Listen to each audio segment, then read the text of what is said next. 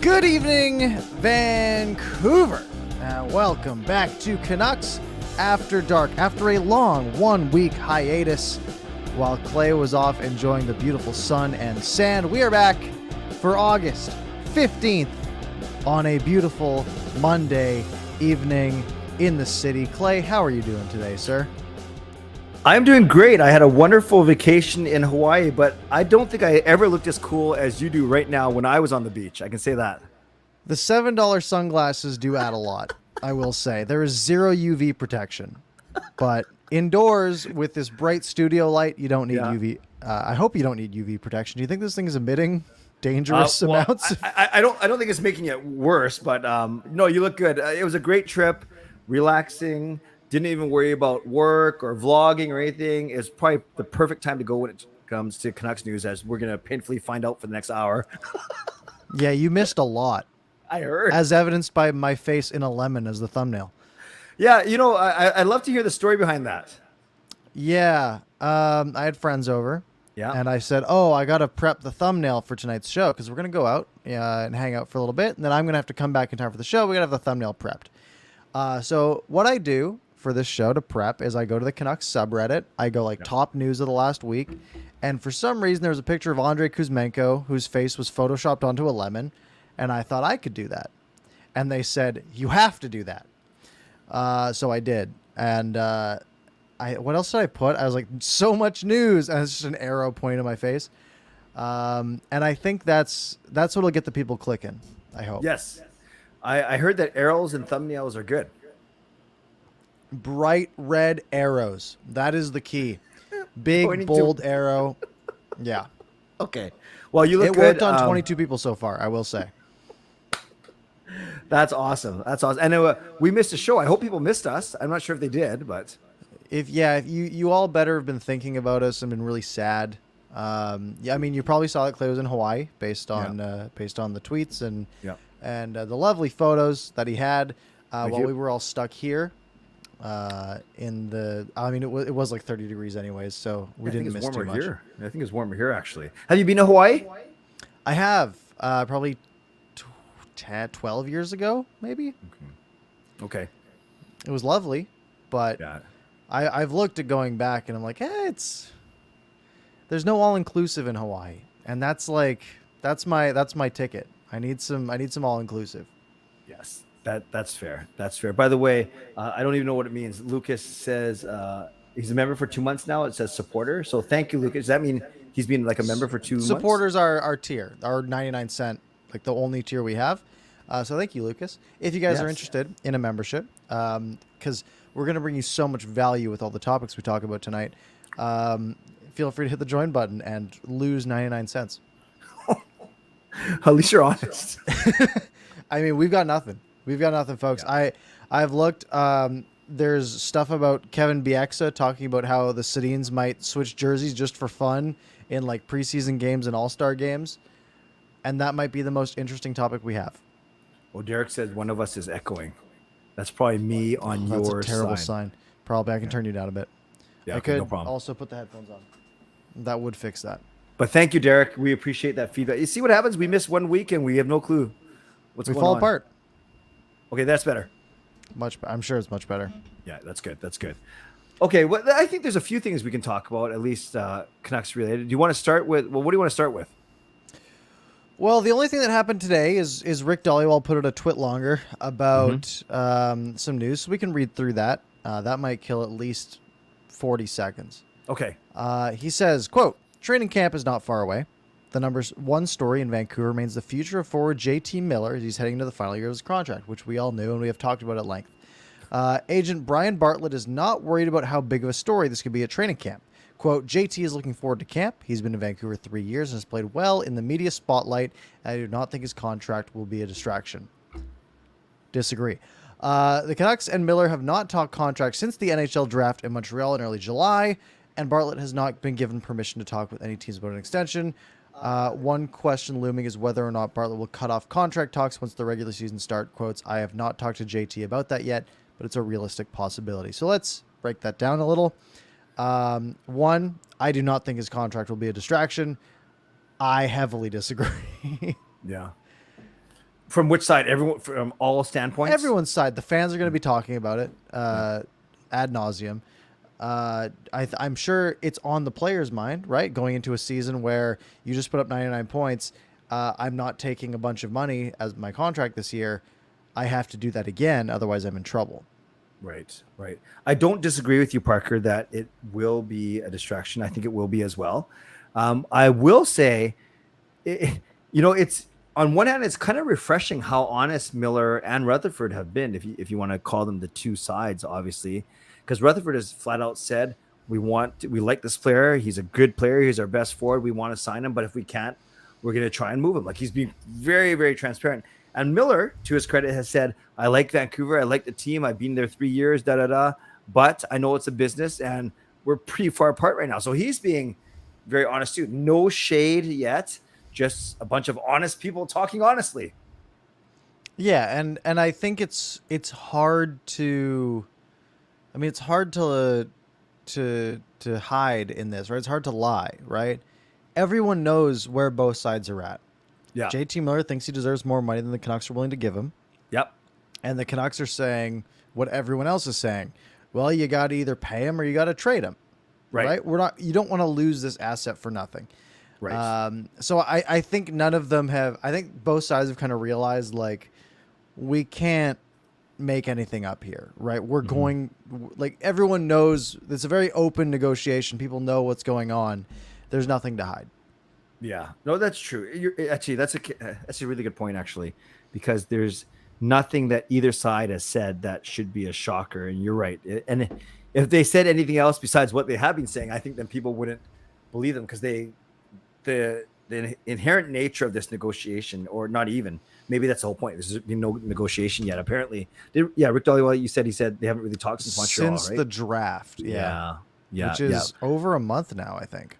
I know. Right. And then I think we're going to get into this, or maybe we just break into it now as we talk about this. We heard the news about Robin Lehner not playing for Vegas. And to me and to many people, that hurts already their questionable chances, right? They weren't a shoe-in. They missed the playoffs for the first time ever. So what happens, Parker, if Vegas, let's say they fall out and the Canucks are battling for third or fourth or second even?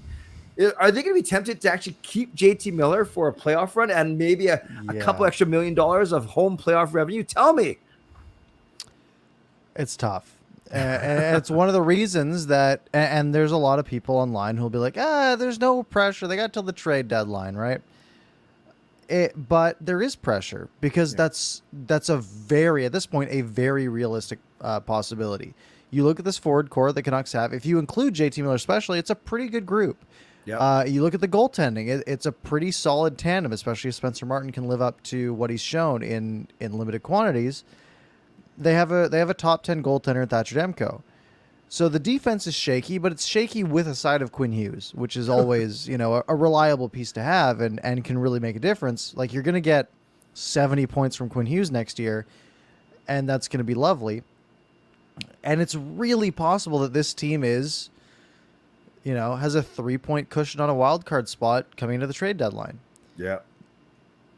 Yeah. How hard of a time is it going to be to do what St. Louis did a few years ago, maybe 4 or 5 years ago, when they said, yeah, we're in a playoff spot. No, we're not a contending team, and we are going to trade away our people on expiring contracts. And how did that work for them?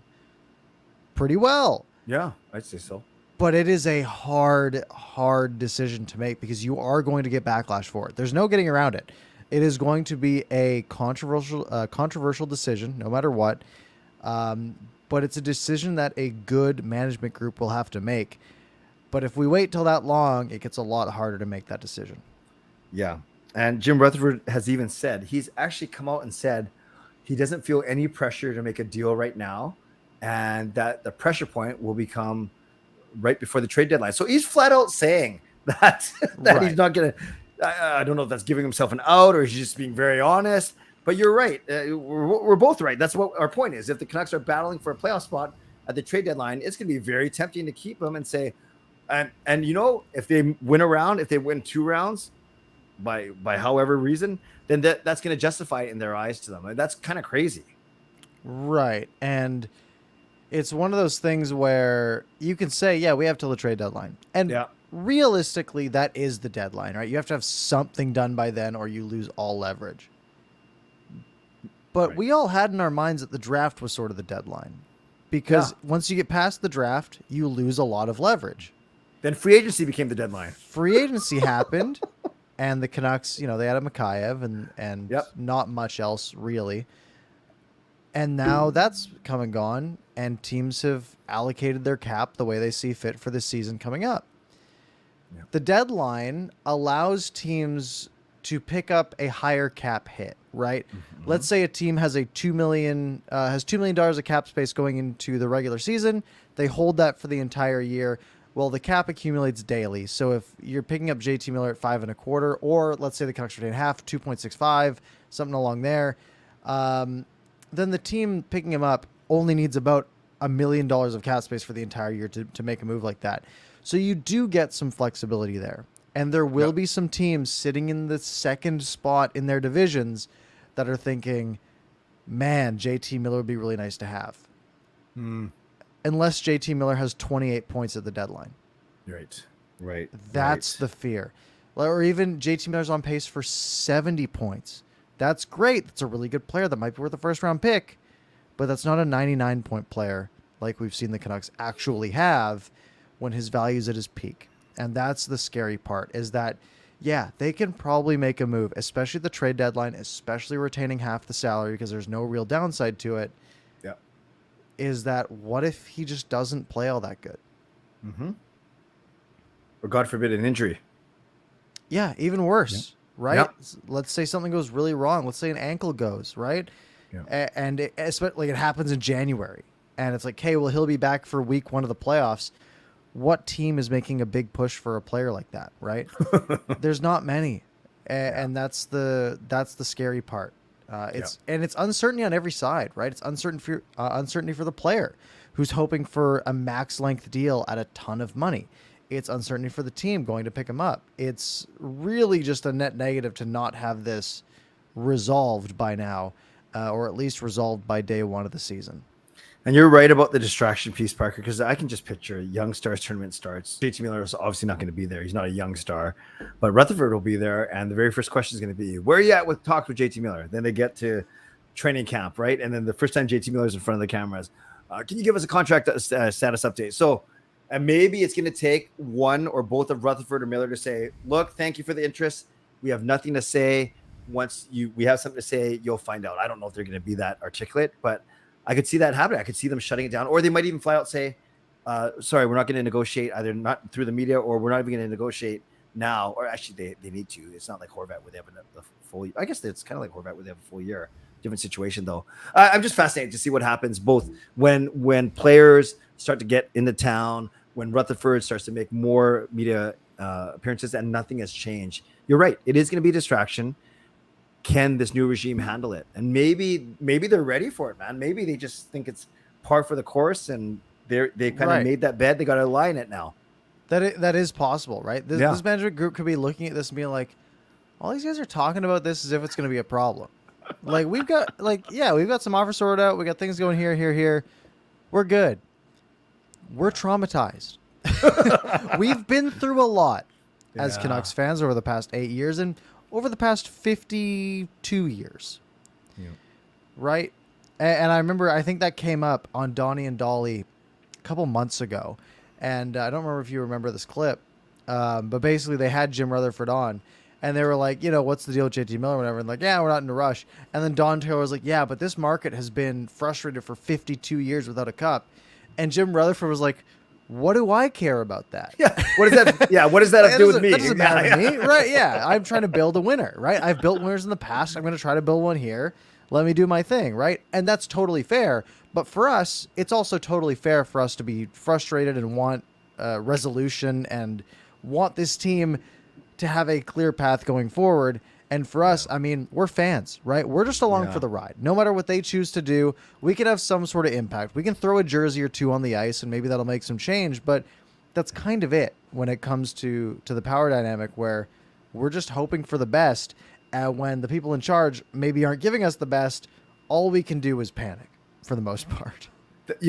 Parker, that was a very funny exchange, and it's funny because Don Taylor has the ability to say kind of funny things and kind of get away with it because of people respect him, and he's got a nice way. But Rutherford wasn't having any of it, and it actually caught Donnie off guard a little bit because he was joking. I think he says, "What's the impatience for?" And he goes, "How about 52 years with no cup?" Right? Yeah, and, that's about right. Yeah. And then it's like, yeah. I mean, what are you gonna say to that? Guy's 70-something years old. He's been there. He's won a couple cups. Yeah. He's not worried. And he doesn't know probably Don Taylor's history in the market, right? It's great just point. It's a random media appearance, right? Yeah. But it's interesting for sure, and it's one of those storylines that we thought would be resolved by now, and it just hasn't been. What do you, if you had to just make a hot take prediction right now? Where do you think this goes? He starts the season with the team. He makes it all the way to the trade deadline with the team. And then we are having a massive show the Monday before the trade deadline because JT Miller's still on the team. Honestly, I think that's what's going to happen. I really do, because there's really no point. If you're not going to trade him during the start of the season, unless he absolutely plays lights out, but then you probably want to keep him. I actually don't see them feeling any pressure, as we've just talked about, until the trade deadline. So if he's here when the season starts, I think they're going to shut it down, the talk, and they're going to say, we're going to focus on making the playoffs or focusing on playing where. I think so. That's not much of a hot take. What's going to happen at the trade deadline? Oh man, I just, it would be the most Canucks thing to do if they kept him and then missed the playoffs. We're gonna get so many views that week. For real though, I mean, like, it's gonna be, if that's the case, right? And hoping, if we get to that point, I'm hoping JT Miller's on like an 80+ point pace, right? Right. And is a real valuable piece. My hope is that there's no like big regression and that he's down to like a 55-point player, which he has been his entire career, right? Yeah. And people have always said, what's the hurry in getting rid of JT Miller? You have a 99-point player. Yeah. We have a guy who hit 99 points once, right? Yeah. Dustin Brown, who's getting a statue outside the former Staples Center, as of now Crypto.com Arena, had 60 points twice, right? Players hit a peak. Players will hit 99 points once. I would say there is a 90% chance that JT Miller never gets 100 points in his career. And I don't think that's that hot of a take. No. But I also think there's an 85% chance that he never breaks 90 again. Because the precedent is that that's a one-off. And you got to take advantage of those one-offs, but the problem is no teams are really biting, except maybe the Islanders, but who knows? Again, that draft story will come out one day. Yeah. It's stressful though. It is going to, I mean, look, put that on your calendar in February. That's going to be a important week for the franchise. Oh, crazy. And I just want to acknowledge Lucas's donation, but then we'll get to his actual topic later, because I think it's a good topic. Yes, sounds like Sportsnet 650 is being dumped as the radio home of the Canucks. Not a done deal, but yeah, we'll add that to the list of topics. Parker, I have a sneaky feeling we're going to get to list. No, we're going to be fine, because Rick Dollywell did talk about two more things. So anything else about JT Miller that you want to talk about that we haven't talked about already, or at least tonight? We're done with JT Miller. All right. And the Canucks should have been done with JT Miller a couple months ago, but I digress. Nicely done. Let's go on to the next part of this twit longer that he put out, and then we'll come to Lucas's topic right after that. Perfect. Agent Darren Ferris has permission from the Canucks to talk with teams about a trade for his client and goaltender Michael DiPietro. Now, this isn't new news. Right. This came out 3 weeks ago, maybe even before the draft. It was a while back. And it makes sense, right? He's been passed by Artur Silovs on the depth chart. The Canucks have Spencer Martin and Thatcher Demko on the main squad. Yep. You don't really want your early 20s goaltender getting second goaltender minutes in the AHL, right? He's going to play 18 games next year for the Abbotsford Canucks. Yeah. That's good for nobody, right? Yeah. The AHL 2 would rather have a veteran there, unless you're trying to develop a guy, which in this case you're not really doing. Quote, one source said there is interest and there is a deal that could make sense for the Canucks. As of now, it does not sound like DiPietro will sign in Europe. The desire is still to be moved by the Vancouver Canucks. Right. So I think when the Canucks signed Colin Delia as part of their free agent frenzy, I think the writing was on the wall. You and I have always talked about it makes sense for the Canucks to bring in a veteran goaltender, because Imagine if there's no one like Delia, and then you have Demko and Martin. And if Demko goes down and then Martin's playing, you need a veteran guy to back up. You don't need a guy younger than Martin. You don't need a Seelovs or DiPietro coming up just yet if you don't think they're ready. So they bring in Colin Delia, and now there's 5 goaltenders, including DiPietro, and he could be number 5 on the depth chart. So you're exactly right. It would make sense that he, that he's looking for a new place to maybe get a fresh start. Hasn't had the best run here, whether it's being thrown into questionable starts against, San Jose. yeah, exactly, got shelled, or whether it's not, being kept on the taxi squad for a bubble late in season and not even getting any game action. So the Canucks have not been perfect in his development. And it's just one of those unfortunate things that no one was ever going to say he's going to be the, a Vezina Trophy winner. But there were some thoughts. DiPietro and Demko, what a tandem they were said. It's like Luongo Schneider part 2. I don't know if anyone was saying that, but DiPietro might not even be on this team in the next 2 months. Yeah, and I don't think that's really a loss for anybody, right? He was a decent pick at the time, right? Yeah. And I mean, I remember Jim Benning saying, like, you got to take a goalie every couple of years, right? Mm-hmm. Eventually one will hit. DiPietro has all the tools except the most important one, and that's size. Yeah. Right. And it's unfortunate that it comes to that, right? You can have skaters excel like a Cole Caulfield or Martin St. Louis, who's, can be 5'7". Yep. And have the quads of a god and be really good players, right? But as a goaltender, you got to take up some of the net. And DiPietro is really athletic and a decent prospect, but one that maybe caps out as a guy with a shot of playing 10 games a year, 20 games a year as a backup. Right. And if you're the Canucks and your job is to put together an entertaining presentation in Abbotsford that can win some games this year and hopefully be a competitor this year, and have a guy who can step in as a third goalie if need be and not have it be extremely detrimental to their development, a guy like DiPietro just doesn't fit the mold. Yeah. And you're at the point where, you're not going to get anything for him. Yeah. Right? We're talking a 6th, maybe. Right? Because he doesn't have value, right? A developmental prospect goalie that has a small chance of making it. Jacob Markstrom cleared waivers for the Canucks, right? Like goaltenders that aren't NHLers don't have value when it comes to trades and things of that ilk. Yeah. So at this point, you're trying to do what's best for the player. And if that's trading him for future considerations to a team that needs an AHL starting goalie, that's sort of a win-win for everybody. It's unfortunate that he hasn't been this, the potential star we were hoping for. The Canucks don't need that, though. The Canucks have a starting goalie for the next 10 years. The next 4 as of right now, but hopefully the next 10 years in Thatcher Demko. And you can get backup goalies anywhere in free agency, right? We saw Halak last year, who didn't pan out the way we wanted to, but you can go pick up a backup goalie for $175, $2 million a year and be pretty content with that.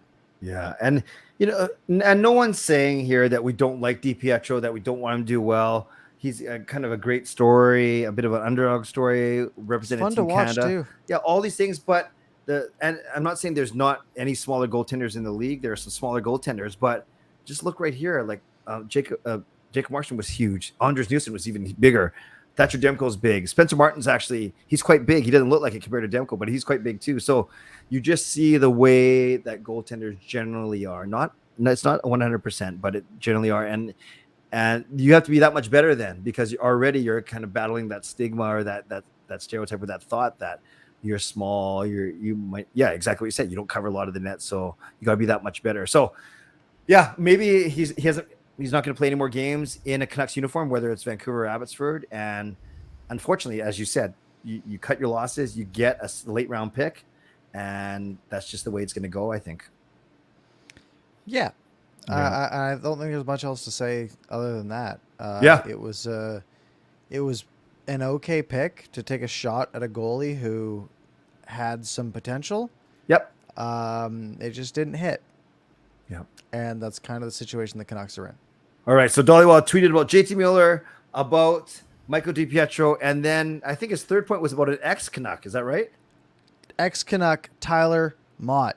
Yeah. 4 to 5 teams have shown serious interest in signing former Canucks forward Tyler Mott, but financials still need to be worked out as some teams are looking to move other salaries out. It's a common theme around the NHL. So many agents waiting for teams to clear cap space. Obviously, Nazem Kadri being like the obvious discussion piece, who's linked to the Islanders at this point. Yeah, Tyler Mott, who the Canucks traded away because they weren't willing to re-sign for rumored numbers around $2.5 million multi-year.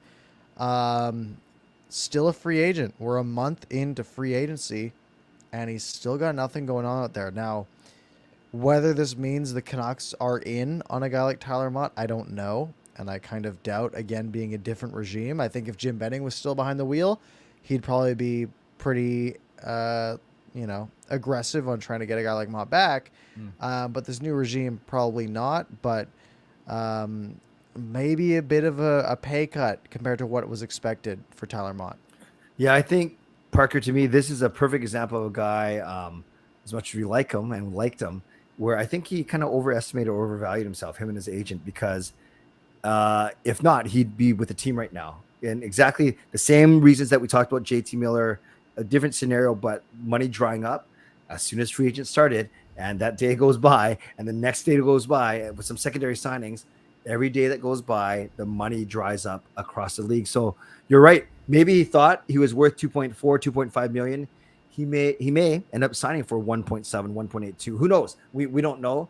And maybe he's being picky. Maybe he there's a handful of teams that he wants to get targeted by, or he's targeting, but there's a reason why he's not signed on August 15th right now, or whatever. Yeah, August 15th. And that's maybe because they kind of overvalued a little bit. And now, they're waiting for money to shake loose a little bit too. Yeah, the winger market was tough. Yeah. This year. Yeah. Wingers did not get the money they were expecting unless their name is Ilya Mikheyev, really. There's been a big hit on wingers, and the thing is there's so many of them, right? There's still a bunch that are, available as a third, fourth line guy. That would be a pretty valuable piece on a lot of teams. And if you are Tyler Mott or Tyler Mott's agent, how are you going to go to one of these teams and say, yeah, I'm worth double what these other guys are worth, right? Let's say he says he's worth 2.2, 2.3, 2.5. Yep. Right? There's other guys that are maybe looking for 1.1, and you have to say, yeah, I am twice as valuable as that. Yeah. It's a tough sell. Yep. That's a really good point. And with Dickinson still here as of now, Lockwood and Hoglander and Lazar, those are kind of the guys I see as, the fourth line guys battling, and the DiGiuseppe got re-signed. There's not only not a lot of money here, but there's not a lot of space even. I don't know. I don't see the Canucks in on him. And I think that's what you said, right? Yeah, and he's a guy I'd make space for, right? Yeah. Like he's a fourth liner that's a really good fourth liner, but I wouldn't be pushing for him at anything above 2 million at this point. If you could go 1.5 times like 4 years even, be like, yeah, you're getting a guaranteed $6 million. Yeah. I'm all for it, right? Yep. Because it's such a risk-free contract, especially the way buried salary cap works, right? Where you can just eat the $400 million the last 2 years if he's terrible at that point, but I don't think he will be.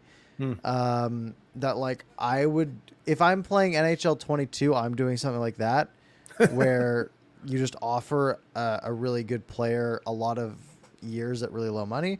Yep. Obviously, the real world doesn't look that way. And if he could say, yeah, I want, $2.5 million for 2 or 3 years, and then hopefully I can get something long-term cheap money after that. That might be what he's pushing for. But at this point, I don't really see a place here.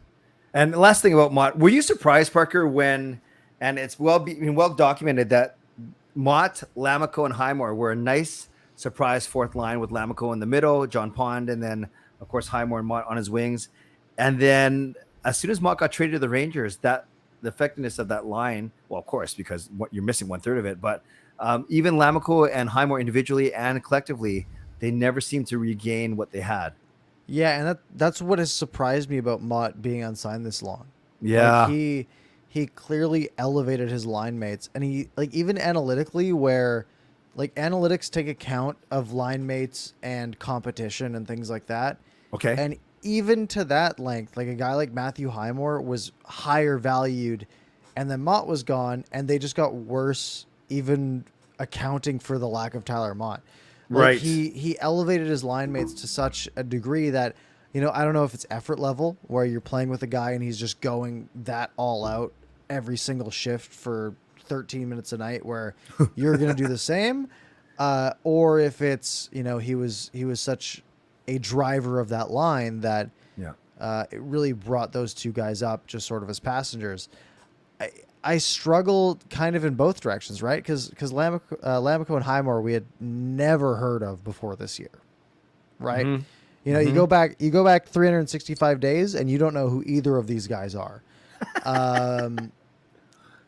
But Tyler Mott made them good fourth liners, to the point where once he was gone, they weren't that high level anymore. Right. Okay, so we don't know where Tyler Mott's going to sign. We don't think it's going to be here in Vancouver. And according to Rick Dolly, we'll have 4 or 5 teams in on him. So we'll just have to see what happens.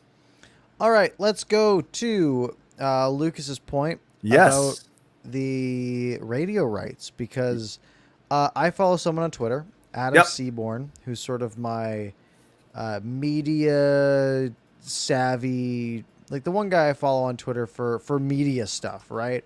Sure.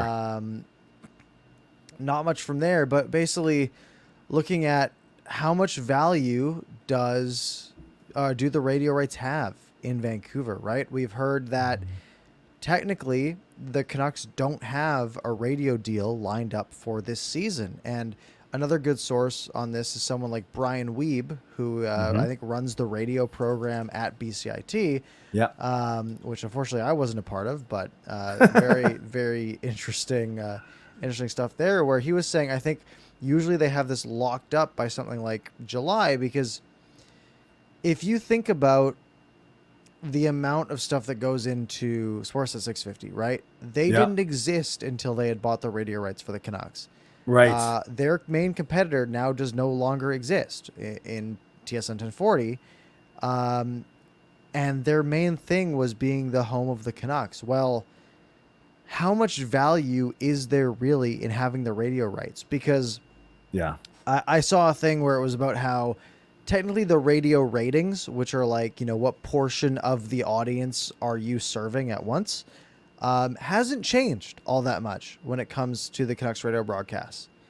The problem there is if your level of audience listenership hasn't changed, what has changed is the denominator of that fraction. Because so many fewer people are just listening to radio in general, right? You have people in their cars who weren't big Canucks fans. They would turn on the radio and be like, oh, there's a Canucks game on. I'm going to turn the dial to the Canucks game because it's fun to listen to or whatever. They don't do that anymore. They have their phones plugged in. They have CarPlay going. They have all this other stuff where they don't need the radio rights at this point to, like, the radio rights just don't have as much value as they used to.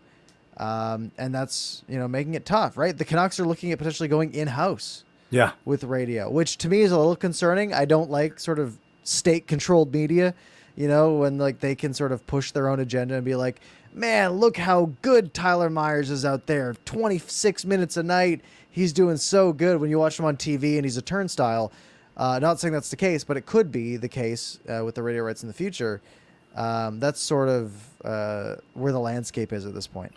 Yeah, it's interesting, Parker, because CKNW had the Canucks for 36 years, from 1970 to 2006.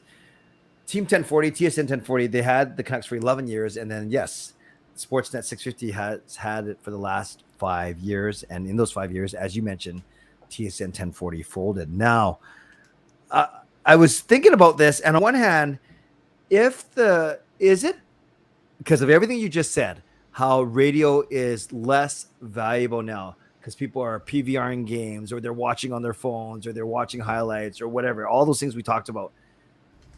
does that mean then that Sportsnet 650 is not willing to pay the Canucks that much for the rights because they don't think there's value in it? Like they're not going to recoup it, and therefore, like, so what I'm trying to get at is it because Sportsnet's actually not giving the Canucks a good offer that the Canucks are thinking, oh, maybe we have to do this in house, or is it the Canucks wanting to do it in house so they can control the narrative a little bit? I don't think it's the latter. I think it's the former. I think it's that there's so much less value in it that Rogers is probably coming up with a lower number, especially if they don't have competition for it, right? Right. 1040 doesn't exist anymore. It's probably cheaper to get that value unless there is someone like, AM 730 or News 1130 or BNN 1410 or whatever it is coming in to try to compete for it. Yes. I don't think it's as much as them wanting to do their own thing. Because again, I don't think there's that much value in it, right? Where they'd have to go out and they'd have to get a play-by-play guy who, on this short of notice, right? Like, who are you going to get, right? I mean, if they want to come get me, do it. Go for it. Wear the glasses. Right? Yeah, that'll do great on radio. But I don't know what I don't think they want the extra work, but I also don't think they're getting offered any real money to the point where, I mean, you think about what it would entail, right? You have to have a play-by-play guy on staff, a color guy on staff. Sportsnet 650 does not, because Corey Hirsch is taking a hiatus. They do not have a color guy on staff, and we are a month away from the preseason. Yeah, that's true. That's unheard of when it comes to radio. Yeah. But Sportsnet isn't going to go hire somebody when they don't have the rights locked up, right? Yeah. So, you think of the costs involved. You got to have a play-by-play guy. You got to have a color guy. You probably have to have a producer or two. You have to be able to fly them out to every single hockey game. Is there even enough value in the radio product where you can sell enough ads to cover that, let alone the rights, right? You have to pay 4 salaries, let's say, plus travel. Yeah. I mean, what's that? Maybe let's call it $400,000 for salaries and then another $200,000 for travel, right? Are you going to make $600,000 from those 82 games? Maybe, but are the ads really worth that much where you're going to be making enough to profit off it? Are you going to be making $40,000 a night off the ads when you have maybe 10, 20, 50,000 listeners on the radio broadcast? Yeah. I mean, you know what YouTube views are worth, right? We've seen our numbers. Yeah. 50,000 radio listeners for a hockey game probably isn't worth a couple $1,000. Like, it's maybe worth a couple $1,000 in ad revenue. Yeah. Maybe. But nothing. That's kind of pushing it. And you make a really good point. And I'm not being sarcastic, but you said it costs money to fly these guys out to games. But we know this season that Hirsch and Batchelor were actually calling the games from Rogers Arena, right, watching a monitor, like the away games. They didn't even travel to some of them. Yeah. And it lessens the product. Yeah. Right? It really does. I mean, we saw the games where Shorthouse and Garrett were in a control room in Toronto for a game that was in San Jose, right? And it was one of those really funny things where they were like, I remember Shorthouse on the radio was like, yeah, instead of being flown to San Jose, we're being flown to Toronto to do the call for this game at 10 p.m. Eastern time, or 10:30 because it was in San Jose, and they do it 30 minutes later, right? And he's like, it's crazy, and it's a worse product, right? Because they can't see as much. They're looking at a TV screen like we are, and not seeing the play as they see it. They're not seeing what's going on behind the player, what's going on ahead of the play. So it's a worse product. And it's expensive, right? I don't know how much radio rates are worth, but, I talked about the salaries and the ad money, and that was excluding the rights, however many thousands of dollars a game that costs. Yeah. And at some point it becomes not feasible. Right? So hold that thought, Parker, because you were talking about John and John watching, and then you said I can't remember what you said. So look at Jaskrin's comment. Parker and Clay are John and John. If you think about it, Parker is Shorthouse and Clay is Garrett. I'll take that as long as you're not referring to my eating habits, man. Jaskrin, I'm after you. Are you a ketchup guy? I am, but and I do have more gray hair. Close. No more arguments. Okay, You're locked fine. in. Ketchup, hot dogs, and gray hair. That's me. I'm John Garrett. Perfect. Yeah, I'll take that too. Yeah, I we'd be remember good. I would play like NHL 2002 Yeah. and like those sort of game like 2002 to forward, and I'd always commentate as I'm playing, Ah. and I would always have Shorthouse's cadence because that was all I listened to. Right, I listened to Shorthouse on the radio, and then when he swapped to TV, he was sort of my guy. That was my era, so I'll take it. Yeah, I could picture and I could picture me. I don't know. Garrett has a cadence. I have my own cadence. You just talk, just keep talking. You'd have to press my mute button, and then we'd be fine. Do you think Shorty could rock these glasses though? No, there's no way. There's I no think he way. could. I've seen him and John Garrett ride the little animals at the Anaheim Mall with the glasses on. That would add a bunch. Okay, well, we'll have to get them on and ask about it. Lucas, thank you for the $5 donation. Canucks After Dark, the official fan cast of the Vancouver Canucks. I think it has a nice ring to it. I don't know if the Canucks are sponsoring us to be the official anything anytime soon. Well, they should. Look at us. I don't know if any. Actually, I was gonna say I don't know if anyone in the Canucks communications department has heard of us, but I know someone who used to. No, he's there now, right? Has talked to you. Oh yeah, because I got in trouble. Yeah, You but that's- did get in some trouble. So I don't think we're on the short list. Okay, but we can find something else to do with the team. I'm sure they could use us.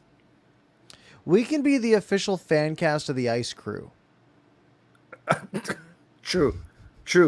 And you can skate very well, so you can be that one guy around the net that does all the circles, and I can just be. I don't know what I'll do. I'll You can do drive the the Zamboni. boards. Yeah. Okay. Thanks.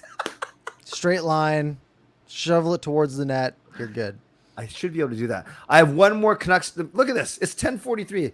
Can we do that one other Canucks topic we talked about just to recognize the day and then maybe move into questions? Does that work? We got one more super chat. Oh, go for it.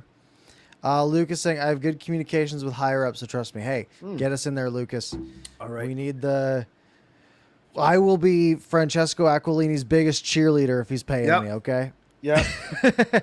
I'll do whatever. All the times I've said borderline, but I've never been that direct about it. Right. But, yeah, I'll change my tune for $3 an episode. Perfect. And I'll do whatever. You want thumbs up? I got it. You want thumbs down? I got that. You want falling off? You'll never do a thumbs down. Come on. Oh, if I had to. You want scared? I don't think your wrist turns that way. No, there was one once in a while, and then someone photoshopped me like giving the finger, which is not on brand. I'll tell you that much. That's so funny though. I'll find it for you. It's pretty funny. Okay, That's hilarious. Last topic, and then we'll turn it over to you guys for the last 10 minutes. So we'll talk for 3 or 4 minutes on this. A sad day in history. Today is the 11th anniversary of Rick Ripon's death. Rick Ripon played for the Vancouver Canucks for 5 or 6 seasons and had a couple leave of absences in those time as he battled a very public battle with depression and was a great fourth line player for us when he was with us. But 11 years later, his legacy lives on in the form of hockey talks and a lot of the mental health initiatives that not only the Canucks, but the entire NHL is doing. So I think, it's always sad when you hear of someone losing their life. But if we want to look at the positives that have come from it and the legacy he's left and the way that the Vancouver Canucks continue to honor that legacy, whether it's by recognizing him and his family in the arena as they've done in the past, or today on social, putting a nice 4-minute tribute video out to Rick Ripon. Yeah, and you look at the impact that he had. Yeah. With just even before, the whole hockey talks thing and everything there, but just the impact he had as a part of the team. I mean, he was 27, right? I don't remember that, right? I think of him as like, he was like in his 30s, like near the end of his career and all that. But no, he's 27 years old, right? Yeah. I mean, that's it's super young, 11 years ago. And yeah, you have to hope that the impact that things like Hockey Talks and all of those programs coming from just awareness in general, Yes. hopefully that is outweighed as his impact. And I'm sure that's what he'd hope for as well. Well said. And I think to me, I think it's important to recognize too, you just look at the NHL now compared to when Ripon was in the league. back 15, 16 years, 15 years ago Right. now.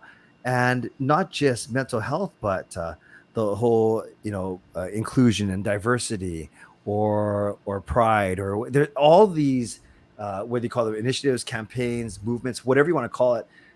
Yeah, this was unheard of in the NHL even 10 years ago now. So to see all of these things come to light, obviously it makes it's not perfect. Obviously, we know what's going on with certain, but at least they're moving the right way and they're showing an awareness of topics that are bigger than the game itself, and that can only be a good thing.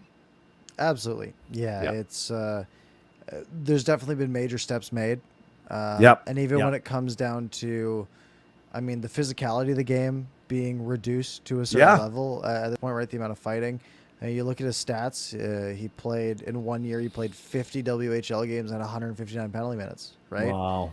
The amount of fights involved and things like that. Like that takes a toll. Yeah. It probably had an impact. I'm not gonna, Yep. say for sure that it did, but Yeah. like I said, you only have to hope that the positive impact can outweigh the loss that occurred in this Yep. case. Well said. So rest in peace. Continue to rest in peace, Rick Ripon. Absolutely.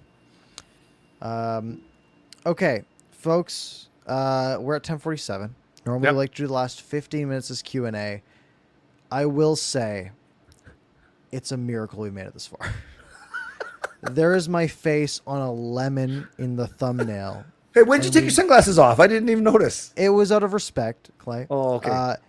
Yeah. We made it 47 minutes with my face in a lemon in the thumbnail before Yeah. going to user questions. And that is a miracle.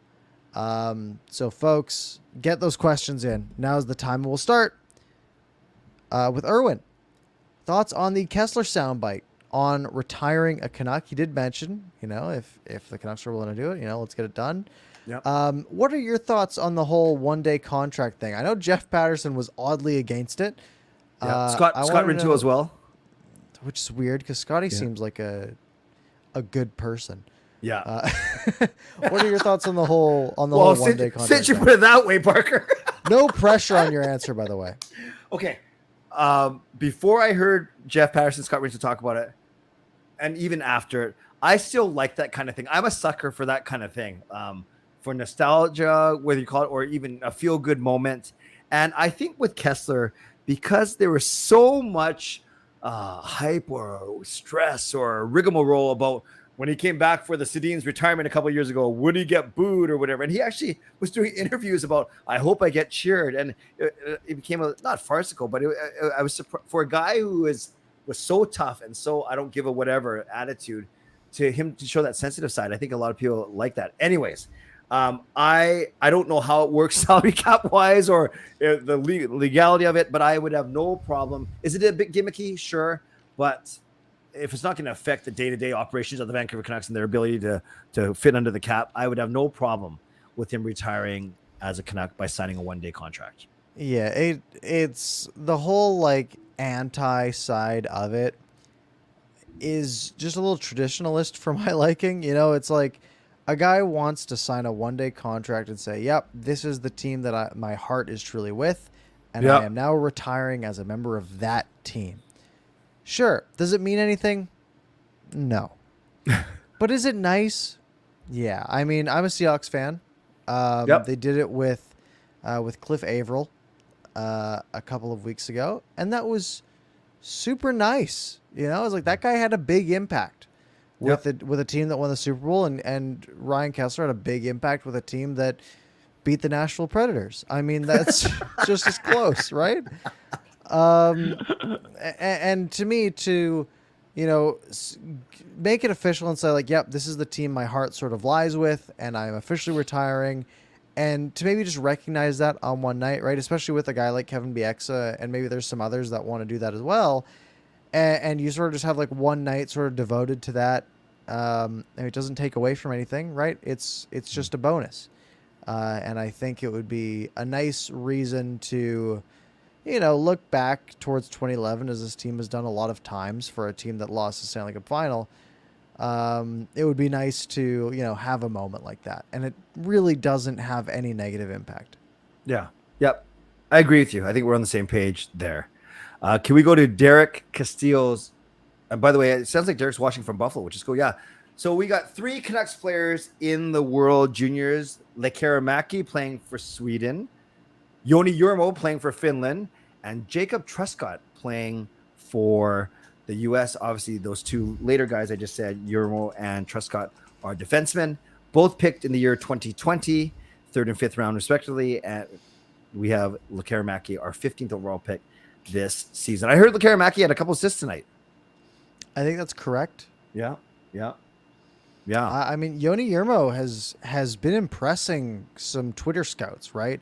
Guys like Cam Robinson and some other elite prospects, folks, about his skating ability. Like, he's a good skater, outracing Connor Bedard. There was one play where he sort of skated out from behind the net, had a bit of pressure, and just put on the brakes and skated backwards back behind his own net and made a nice breakout play. Saw that. It's something you literally never see, but it was really impressive. And for a guy who, Jurmo was what, a 5th, 6th round pick?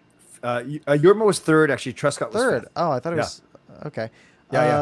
Yeah, for something like that, I mean, that is, you want guys who can skate. You want guys who have something special, right? If it's skating, if it's their shot, if it's their physicality, something that makes them stand out. Right. And it looks like he's making a bit of an impact. Yep. Lekaramäki, I think, I believe he's been bouncing around the 2nd and 3rd line. I think there are a couple games near the start, Parker, where he barely played or compared to the rest of his teammates. But it sounded like unless he got 2 assists in 6 minutes, it sounds like he had a better game tonight. Yeah. I think he had a 2nd assist where I saw the clip on Twitter where he made a really nice sort of offensive recovery in the offensive zone, stole the puck back, played it back to the point. They got a 2nd assist from that. Okay. So that's great. Yeah. I'm excited for him. We talked about it when they drafted him. So, and we got to remember, I don't know if he's turned 18 since, but he was only 17 years old when he got drafted. So he's at least 2 seasons away for sure. That's my guess. Yeah. Thank you. He was born on July 24, 2004. So yes, he's 18 now. Oh, he's turned 18 since the draft. Okay. So he's kind of washed up. He's like the Clay emo of draft picks. You said it, not me. Very good. What else we got? Oh boy, I have not been reading. Yeah. Have you been reading? Yeah. Do you have a comment? Yeah, sure. Edmund 1051. He did ask this on my live stream yesterday, but I love your opinion. He said, "Who's the next big name NHL superstar to be traded?" And he offers up the 2 Chicago Blackhawks players. JT Miller. Hopefully. Yeah. Please. Yeah. Please trade the man. Very possibly. Yeah. What was your answer? I'm not very smart sometimes. I mean, I wasn't prepared, so I didn't have one. And then when Edmund said Taves or Kane, to me that makes a lot of sense actually. Yeah, Taves I think would be higher on that list for me. Yep. I agree. Very good. What else? I don't know.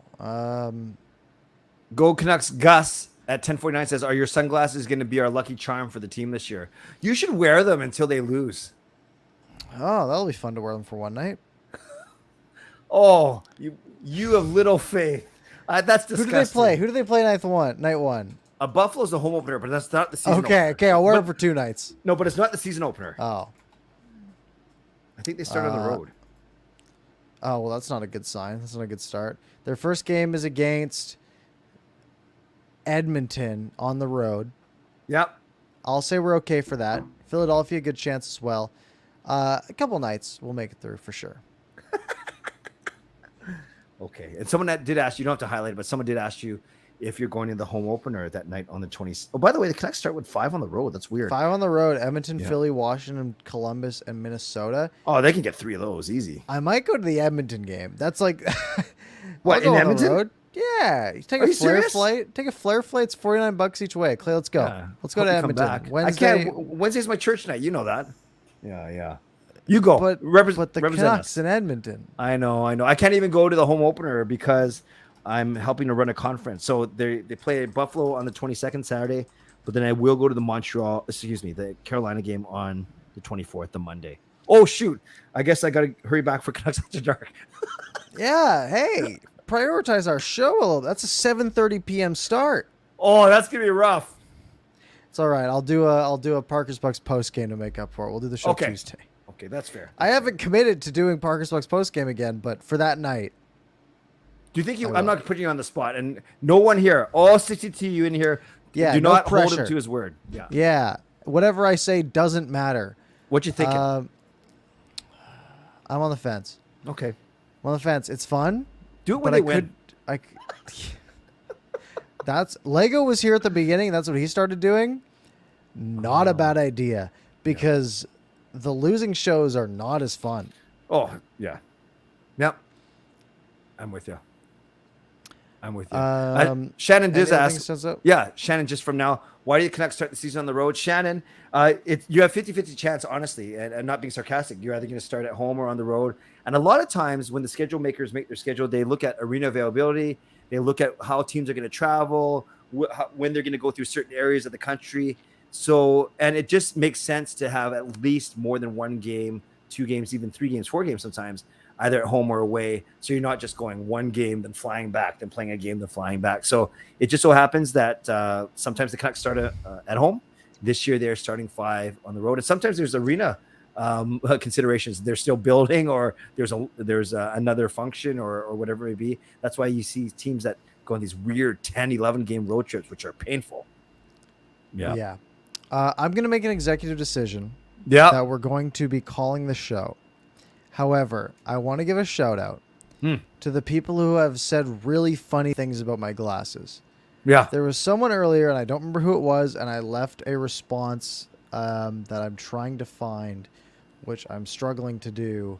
I think it was Sidhu Moosewala. Yep, formerly Reaction Club, yes. Who had said, yeah, Parker looks like he just came straight out of the theater after watching the Minions movie, which is hilarious. That was good. So shout out to that. And Erwin just said that I'm Daredevil styling. Now, I don't know if you've seen the Daredevil TV show, but he wears glasses that are round, and it's a great comment.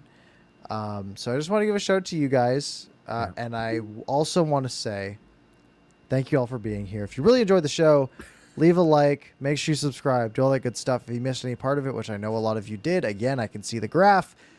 Make sure you listen to the podcast afterwards. It'll be up in about 15, 20 minutes. And you can find the show here on YouTube. You can just scroll back to the beginning. You're already here. You might as well do it. Find the parts you missed where we talked about JT Miller, I guess. Yeah. Clay, any parting words for this evening?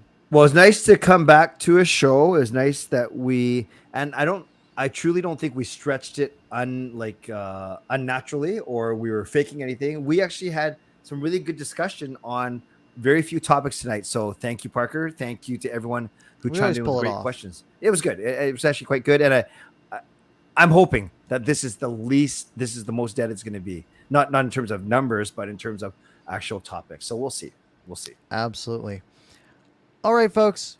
Thank you very much for joining us tonight. I hope you enjoyed. We will see you next week. Clay, we're going to be here next week. We're going to be here next week. We're going to be here next week. And then every week after that, forever. Yes. Except for that. Aren't. Yeah, except for when the Canucks play on Monday nights at home. But that Carolina game, the October 24th, we will not be here. Yeah. I hope you all enjoyed. We will see you all next week. Have a good one.